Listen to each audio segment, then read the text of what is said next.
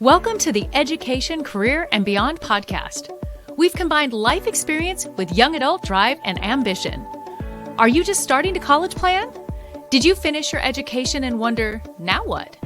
Join us in this lively discussion about the topics you need to know to create the next stage of your life's dreams, careers, finances, education, and more.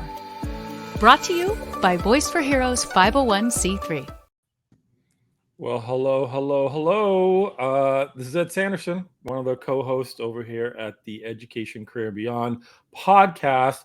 And I think we've got a pretty exciting show for you guys today. Sometimes I forget we're live. So we've been used to recording and editing and putting up. So this is live.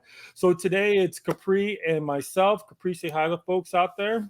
Hey. Amy's not going to be able to joining us. Well, she's here. She's behind the scenes. Unfortunately, she's not feeling too well. So we're going to try to hold up her end of the bargain. But today we've got an amazing guest for you. I want everybody to say hello to Shellee Howard. Shellee, how you doing? Outstanding. Thanks for having me. So Shellee's in the college planning business, and she helps families navigate that process. Shellee, I know you have a long and distinguished resume. Maybe just give the folks a quick overview of where you come from and why you do what you do. I would love to. So College Ready was established 16 years ago when a young man sitting next to me at my son's graduation says, "Dude, I didn't even know that kid was smart." And he was talking about my son. And so that launched College Ready because he got a full ride to Harvard and it changed his life. I've been doing it 16 years now, and that young man's an orthopedic surgeon. So I do this because my why is doing well, and I want others to have that opportunity. That's fantastic. So we got a lot of questions. So Capri is in college. I used to help people get into college and do financial aid. So this is a subject near and dear to my heart.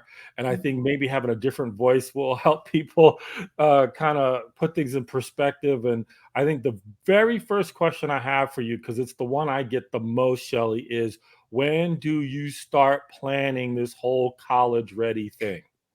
That was my first question. Yeah. So I went first. So what?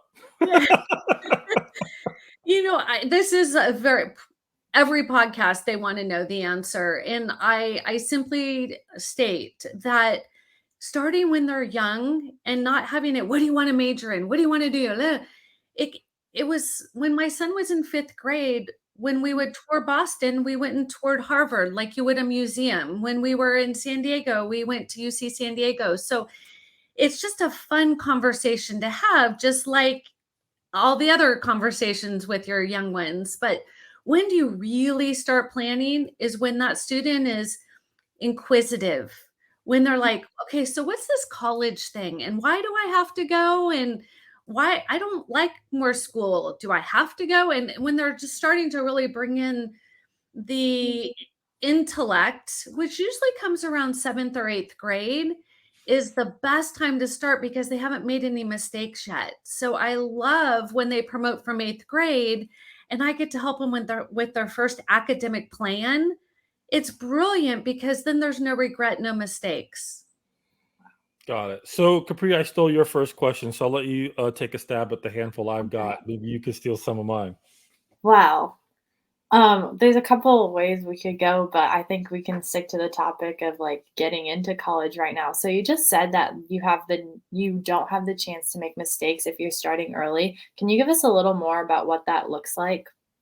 Absolutely. We experienced it firsthand with my son. He had taken Spanish in middle school, but he was told by well-meaning friends that he should start over in high school because it's going to be too hard. And he was bored to tears in Spanish 1 in high school because he had already taken 2 years. And the valedictorian started in Spanish 2. And that was the difference between valedictorian and salutatorian, which is what my son was. So one class can make the difference. That may not be a big deal to you, but for somebody who wants to go to the very best, it could be a very big deal. So they have to be taken in order, and you don't want to assume or listen to well-meaning people. Also, kind of on that topic of like not trying to make that one mistake, I think a lot of students kind of struggle with that academic pressure of not making any mistakes. How do you think that planning ahead kind of helps to combat that? I love that question. So many students don't want to make a mistake. And some of my worst mistakes have been my most brilliant opportunity for learning, right? I'm an entrepreneur. I've made lots of them.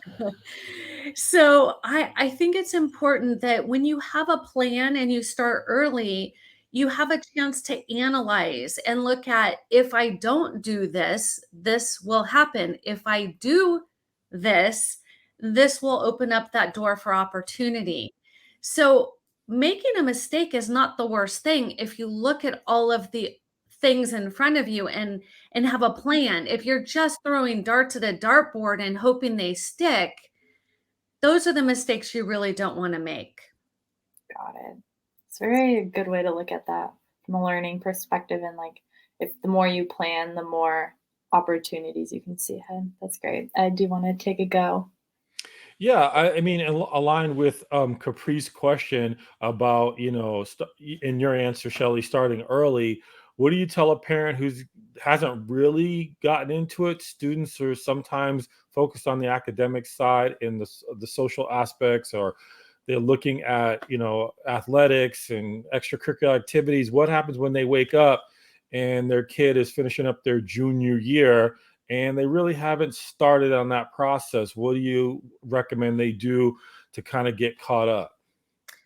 Unfortunately, that happens more than I would like to talk about. I just met with a family yesterday who have twins that are rising seniors, and they thought they had everything lined up until we talked, and then they panicked. Yeah. The nice thing is, I can either do it gently and fun over 4 years, or I can fire hose it, and hopefully they're mature enough to hold on to that information. It's never too late. I could take a student with 0 community service hours and create a passion project their senior year. The hard part is it's a lot harder on the family if you do it that way. Just like everything else, when you procrastinate, it's going to catch up with you. No, that's a great answer. So I had a note about passion projects. So nice segue, Shelly. Well done. I'm just going to keep on this theme. When you say a passion project, what does that mean, and where do you kind of get them going on that subject? It's probably one of my favorite things about what I get to do. It is my belief that if every 17 or 18-year-old did 200 service hours before they graduated high school, our world would be a much better place. That's my personal opinion. I don't have too many people argue that point. But a passion with purpose is a unique project for many reasons. I started it with my firstborn because I was concerned. He wanted to be a doctor. And I wanted to know, as a mom, did he want to be a doctor for the DR in front of his name, or did he really have a heart to serve as a doctor? And so I came up with passion with purpose. It is truly an entrepreneur's dream because I take the student's passion, their core values, their gifts, their talents, their advocacy, all of that. And then we touch on, what do they want to see changed in the world? And then we create a strategy on how they will lead others to create that change. What they are doing is they're learning how to serve others and be me focused. But what makes it really important is they learn, do they like people? Do they not? Do they like animals? Do they not? Do they want to sell? They're starting to navigate. What kind of engineer do I want to be? And so that is what gives us the passion with the purpose. So they think they're serving, so they're willing to try. What they don't realize is they're really serving themselves. Very well said. So you mentioned 200 hours. That can be a little overwhelming for a young person, particularly if they don't have direction and focus. Is that a magic number? I mean, what does 200 hours mean to them in terms of admissions or experience? Can you please repeat that? Unfortunately, the Wi-Fi was not working. Okay, so I get that happens to me all the time. So 200 hours, you mentioned that. Is that like a magic number? And if you're just getting started, that might be a little overwhelming. How do you break that down so they get direction and focus? So, what I have found is all of my students who get scholarships. So, in the last 2 years, our students have received over 22.7 million in scholarships. So, return on investment is part of my process. And I want every student to get a scholarship because I think it feels good to earn something. It is my belief that it just feels good and it helps the bottom line. 200 hours is what I'm finding is the minimum to get scholarships. And so, is it a minimum to get in college? Nobody will tell you that. There's no like magic number, but I haven't seen a big scholarship come through lower than 200 hours. That's why I set that as the baseline for my students. So follow-up question, and Capri, I'll give it back to you. When you say a big scholarship at 200 hours, I guarantee there's a parent listening to this going, how big are we talking? So I know that's a very vague question with over 3,000 universities and colleges, but by your definition, what is a big scholarship? Well, I can give you an example. I had a student graduated 2 years ago, and I love her story because her passion with purpose project was difficult. She's good at a lot of things, which makes it hard. What happened during COVID is she found her greatness, she found her passion, she found her advocacy. She got a full ride to Vanderbilt pre-med. Wow. That's a big scholarship. That That was will all make a passion with lot of purpose. parents happy and cry at the same exact time. Totally. All right, Capri, I've got more questions, but I'm gonna let you get a word in edgewise here. Thank you. I appreciate it. Continuing on the topic of scholarship, that's such a big thing, especially for students, parents, everyone involved. When would you start looking into scholarships? Before the college application process, after, during, when you've already been accepted and committed? Can you give us a little timeline for that? Because I know a lot of students get burnt out along the way, and trying to do all those essays can be pretty overwhelming. So the best time is when you promote from 8th grade. Everybody thinks you have to wait. You don't have to wait. There are scholarships you can start competing for as soon as you finish middle school. So that summer where you're doing nothing can be the big summer of opportunity. But beware. I want to tell your listeners, be very careful. It's a bait and switch out there. Students are like, oh, my parents are making me do scholarships. So they just data dump into all of these random portals. And what they're doing is they're capturing, do you own a home? Do you own a car? Do you da da da? And all of a sudden your parents are getting blasted with emails about refinancing and all of these scary things. What I tell my students is we know the legit scholarships. We will find them and share them with your family.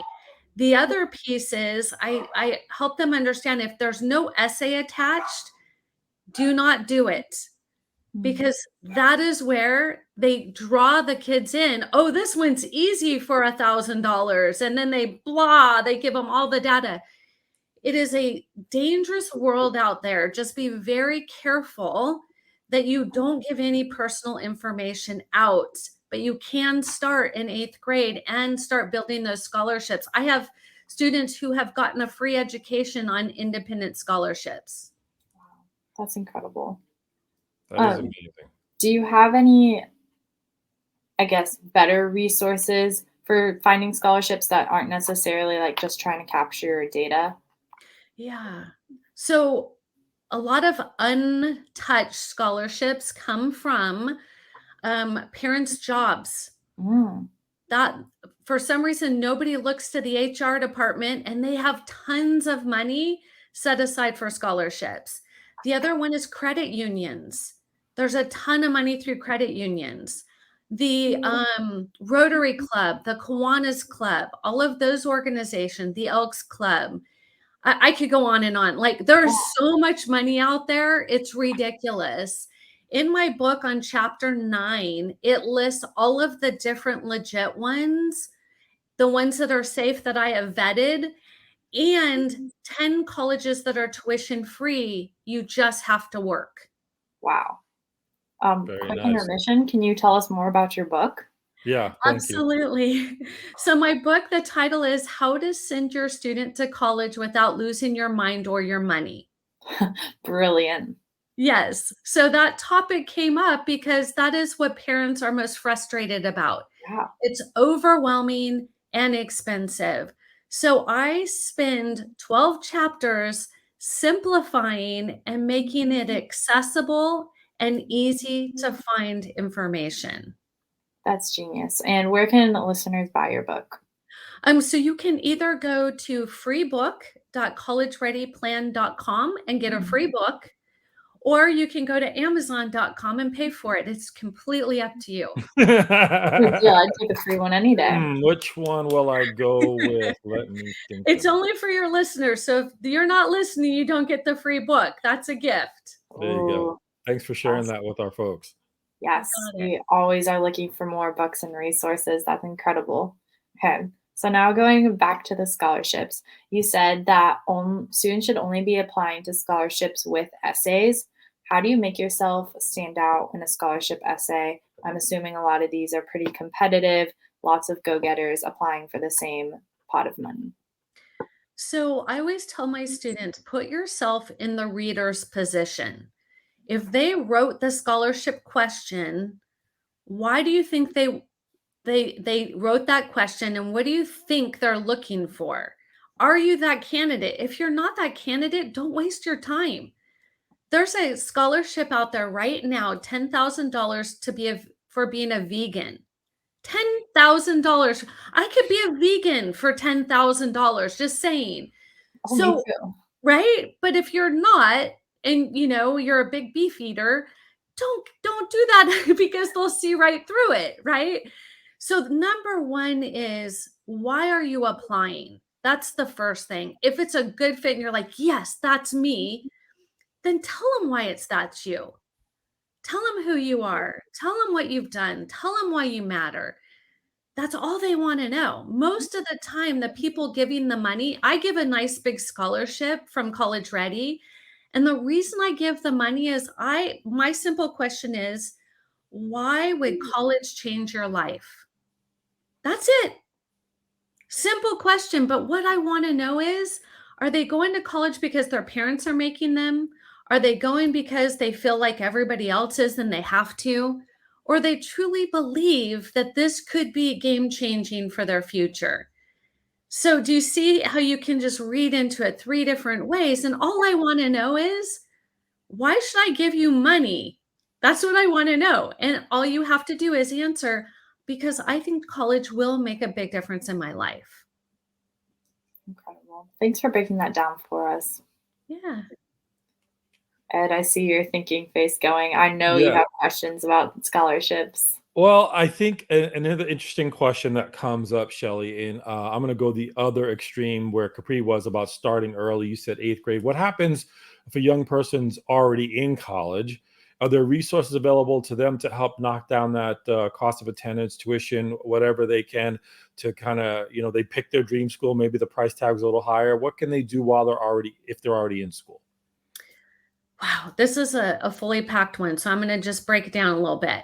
So the first thing is, it's a very dangerous proposition to pick a school you can't afford without scholarships. Just dangerous. It's like buying a home and then thinking, how am I going to pay this mortgage? Probably not very wise. So picking the right college from the very beginning is the number one way to not get in that position. That is a huge, helping kids find the right college is my specialty.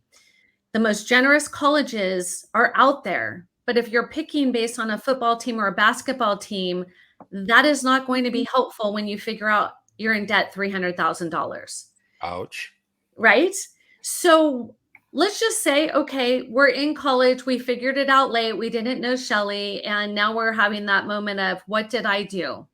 You have a couple of options. You can transfer to a less expensive school, or You can work, or you can apply to independent scholarships. So there are independent scholarships for college students, again, with the caveat of be careful, but that's it. That is truly all there is left. And I talk about it as, you could pay taxes, your own taxes, or you can hire a specialist. Doing college on your own at 17 is like asking your child to buy you a home. It is very scary. They do not have the knowledge. They don't have the equipment. They don't even really understand how bad that debt's going to be and that they can't even bankrupt it. So parents, it may seem easy just to go, oh, you know what? They need to grow up. It's time for them to figure it out. You would never allow them to do that buying you a home. Please don't do that for college. They have no idea how to pick a major, let alone go into debt. And that is really important. Well, thanks for that information. I wanted to go back to a statement that you made, Shellee, about the summer between 8th and 9th grade when they're not doing anything. And I also want to kind of connect that to the 200 plus community service hours that lead to a scholarship. So I kind of want to just understand, I don't want to understand, but I understand it. But I want you to explain to folks how a young person can spend their summer productively so that they get where they want to go with the college or university, and they get the money to help offset the ridiculous cost of university and colleges these days. Can you break down like a little, hey, if this is your sophomore year or your junior year, a couple things they should be doing so they stay engaged, they can be productive and have a good time with their friends and family at the same time? I would love to do that. So there's 7 things. I'll go through them quickly. If you want more information, either read the book, hop on a webinar, go to my website. But here you go. You want to have a 4-year academic plan. You don't want to pick each semester randomly. You want to have the whole strategy laid out. Number 2, your test scores. They are not optional if you want scholarships. They may be optional to get in a school, but if my students are writing them in an essay that they got a perfect ACT, how is it optional? Number 3, passion with purpose leads to a standout strategy. How will you stand out? Number 4, leadership is critical. Colleges don't want you to come in and take a seat and leave. They want you to come and make their school better. Extracurriculars, tell them who you are, why you matter. Very important. Letters of recommendation. If you had your camera off during COVID, there is no letter of recommendation because they never got to know you. But there's always time to get your teachers to know you. And the final one is the essay. Insanely critical because somebody will always have a higher GPA and a lower GPA, a higher test score and a lower test score. So tell me who you are. And there you go. There you go. I love it. Amy put up the website, so you definitely want to go check out this information. It's extraordinarily valuable. The more time you plan, the better. The more time you spend planning, I should say, the better the results are going to be, which leads me to the other big question. And we touched on it a little bit earlier about college selection and sifting through that. And you said, if you're going to a school that puts you $300,000 in debt, there might have been a mistake made in the process. So I guess the families would want to know, either a student or a parent, how do we find the right school so that we have a fighting chance to get some of that money? So there's really 2 options. You can spend about 20 or 30 hours a week doing the research, or you hire a professional college strategist. That is it. You have more money or time. It's the old adage. It's one or the other. There's no sheet because everybody would be off the same sheet and then it would mess up the algorithm. But keep in mind, after 16 years of doing this and millions of dollars in scholarships, I know where the generous colleges are, right? Your CPA knows tax code, where they're going to save you money. You could do your taxes or you hire somebody to save you money. That's what it all comes down to. There is no way, at least that I know, where a family can Google it, even with AI, and come up with the information, because I've tried it and it is not correct. Unfortunately, US News and World Report is not a valid picture of who got in last year. That is truly who applied, which is way out of whack, and who actually were admitted. So that data is not a true picture of what is actually happening. That's good information. I was going to ask another question. It slipped out of my mind. Capri, did that trigger any questions, or do you have anything else on your list that you want to run by Shellee? I think we've been working together for so long that we have all the same questions today. Exactly. So, Shellee, I was going to ask you a personal question about your kids. I noticed on your website, you said you already mentioned one went to Harvard. You got kids going a lot of different directions. Not only do you service and work with families, but to go through that and see the diversity and the interest of your kids, I think the one thing I was going to ask related to that is that some families think their kids are all going to do the same thing. I noticed just in school selection, your kids are kind of different and unique. Can you talk to them a little bit about how important it is to identify the personality and the scope of what the student wants to do, and how that feeds into how a college can even be selected, or a group of colleges should be selected? I love that question. Nobody's ever asked me that. Thank you. Oh, you're welcome. I could probably outline it best because I am a mother of 4. So, first, any parents out there that are listening, if you have 2 of the same children, I'm shocked because that doesn't ever happen. Even I have triplets in my program, and they're all so different. So the first thing I would look at is who they are. What is a good fit for them? Do they want to be the big fish in the small sea, or the small fish in the big sea? Socially, are they going to be happy where they want to go? If not, transferring at an extra $100,000 to the bottom line. Okay. Not a good plan. My firstborn knew he wanted to go Ivy in 8th grade, and he knew he wanted to be a surgeon. He never lost sight of that. And so he did Harvard to UC San Diego Medical School to UCLA orthopedic surgeon. Wow. My second, she is a compassionate, loving young lady, and her dream was to work with children. So she decided to become a registered nurse and work in the emergency room of the peds department at Chalk, and one of the best peds department. And so both of my first 2 went STEM and medicine, and I'm needle phobic.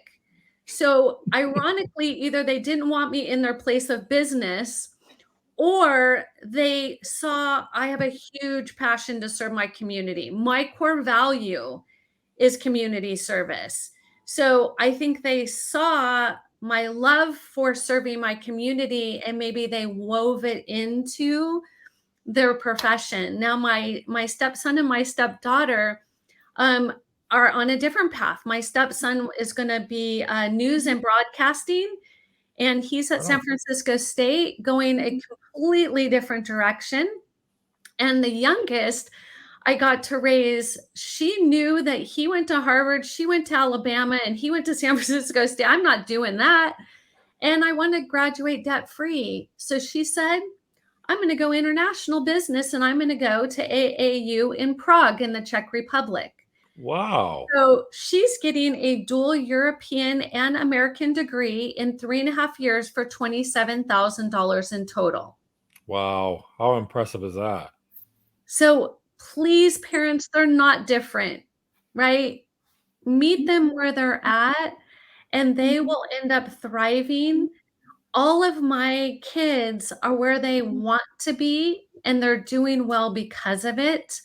I saw a lot of students at Harvard that my son was part of, that were not a good fit. They were drowning. They were overwhelmed. And to be honest, I wouldn't have been a good fit there.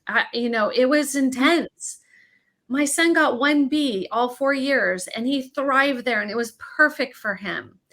So just watch, listen. I even videotape students walking around campus and ask my student, do you see yourself here? And that's when it got real. Yeah. Yes and no. So, by the way, Shellee, this has been a great conversation. Thank you for sharing so much information with our audience. I always ask the same question every single guest because I think it kind of fits in our conversation. I don't know if this will resonate with you or not, but I'm going to ask it anyways. In your journey, was there anybody who helped guide you, a mentor, somebody who's like, took you under their wing and said, Shellee, this is what you need to know, either on the business side or on the academic side, where you look back and go, man, I wouldn't be where I'm at without them? I'm thinking, College Ready is my 7th business I've started. And so I'm a serial entrepreneur. It's by far my favorite and the one that I will be at until somebody else makes a decision that I won't be. There was a need, and my son is really my inspiration. He's like, Mom, I want to do this. How? And there was nobody to help us. I went to his high school counselor and she said to him, why would you waste your time or money being a doctor? They don't make money anymore. Literally, that's the look I gave him, Capri. I was like, are you kidding me right now? And so it was my son saying, Mom, please help me. I don't know how to do this. And so I built him a business plan for himself to get into college. So it was really my son asking for help and then doing exactly what I recommended. He was my inspiration and he was my why. That's awesome. Which leads me to one other question, and Capri, I'll give you the floor. You talked about your asking for help.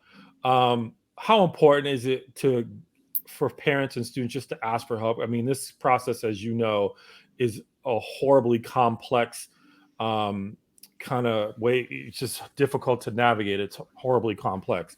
So how important is ask for help, whether that's working with you individually or just in general, so they can get answers to their questions so they don't make big mistakes along the way?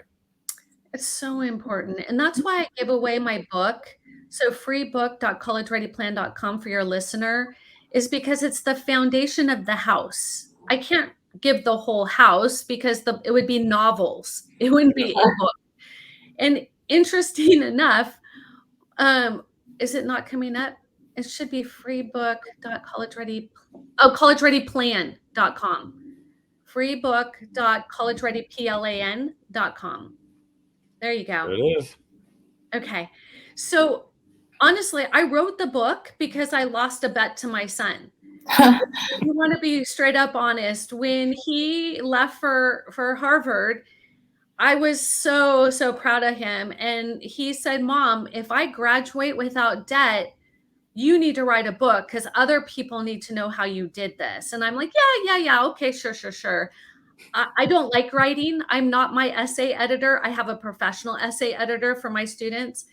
And when he crossed the stage, he handed me his Harvard diploma and he says, Mom, where's the book? Oh boy. And I stopped working for 3 months. I took a hiatus and I wrote the book and it was a bestseller in 24 hours. Wow. Because it's the foundation of what the minimum you have to do. So if anything, I'm giving you a free book. Go get the foundation. And that way you'll know what needs to happen. From there, you can either do it yourself and hopefully you find the right information. Like I said, I spent about 30 hours a week for 4 years doing this for my son on top of my full-time job. Now I do it 80 hours a week and I have a whole team. So it changes every day from test optional to test blind to fully testing. It is something you have to be in the know. I read 2 to 3 hours a day on what's the latest and greatest. So it's not something you can just decide to wing it. You can, and if they get in, they won't get out without debt.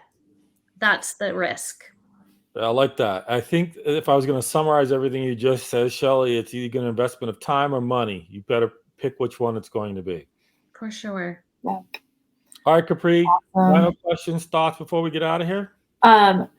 No, this is a great episode. We learned so much, applying how to really stand out and apply to essays, when to really start planning earlier is better, and how you can just find the school that's perfect for you. Do you have any pieces of encouragement for students that are starting the college planning process, just because it is super long and you've been in this business for what seems like ever and you're just so knowledgeable? I love that question. And yes, I do. What you're reading on social media is not really happening. We had the best successful year ever. Our students got into all the top tier schools, all the UC schools. It was phenomenal. Every one of our students hit their top 3. What you're seeing on social media is the people who navigated it on their own and have a high GPA and a high test score and are shocked. So please do not get caught up in the media part, and just know there are so many great colleges out there. There is opportunities for a ton of free money. I just want to inspire you. The more you put in, the more you'll get out, just like anything else. But just know it is possible, and I've proven it so many times. That is so great. Thank you for joining us today. Where can our listeners find you? Obviously, your website is up and running. It is Ready College Planning, right? College Ready Plan. College Ready Plan. And I have a podcast, and it's Parents, Is Your Teen College Ready? So for those of you who like podcasts, I do a coffee and conversation with a lot of people that you're going to want to meet, from test strategists to essay editors, everybody you want in your corner to be successful. I bring them all to you. Thank you so much for having me. Thanks for joining us, Shellee. Thanks for joining us today. Don't forget to like, subscribe, listen to the podcast, leave us a review, and we'll see you all next week.